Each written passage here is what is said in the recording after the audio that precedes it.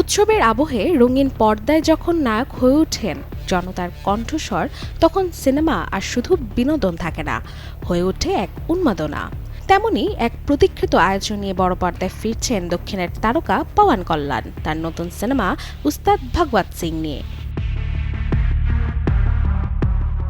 পরিচালক হরিশ শঙ্কর নির্মিত এই অ্যাকশন কমেডি ছবিটিতে পওয়ান কল্যাণের সঙ্গে গুরুত্বপূর্ণ চরিত্রে অভিনয় করেছেন শ্রীলীলা, রাশি খান্না এবং আর পার্থিবন। মুক্তির আগে থেকে ছবিটি নিয়ে অনলাইনে চলছে নানা ইনসাইড রিপোর্ট।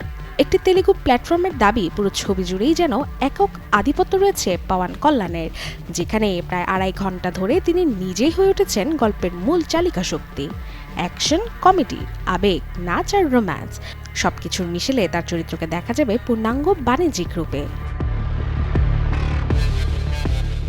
জানা গেছে আসছে 19 মার্চ, অর্থাৎ ঈদ উৎসবকে কেন্দ্র করে প্রেক্ষাগৃহে মুক্তি পাবে সিনেমা উস্তাদ ভগত সিং।